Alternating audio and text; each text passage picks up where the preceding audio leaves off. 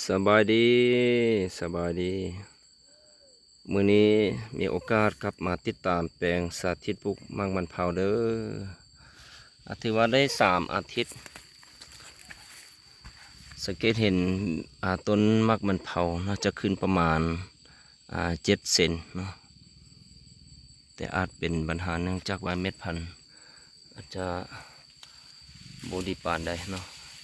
สังเกตเห็นเบี้ยมักมันเผาจะขึ้นบ่เสมอขึ้นเป็นบางจุดบางสุ่มอันนี้อาจจะเป็นเบี้ยมักมันเผาอันนี้ปลูกแบบธรรมชาติเด้อบ่ได้ใส่ฝุ่นบ่ได้ใส่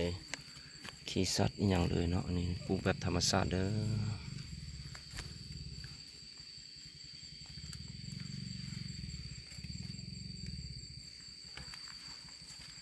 อันนี้อยู่ได้ประมาณสาวกว่าวัน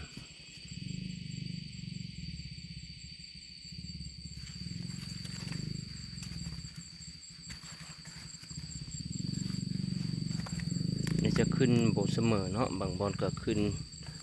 ลายคือจังสีนี่พอดีงามนี่ถ้าขึ้นแบบนี้แต่บางบอนจังสีนี่จะบุขึ้นอาจจะเป็นเม็ดพันธุ์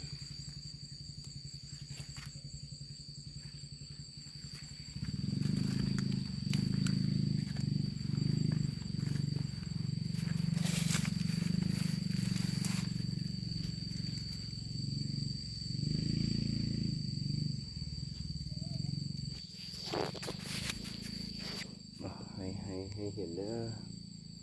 อันนี้แปลงสาธิตหรือว่าแปลงทดลองน้อยๆจังเราหักกระหูว่าดินบอนดังกล่าวนี้เหมาะสมหรือบ่หมายความว่าปลูกแล้วมักจะใหญ่บ่หวานบ่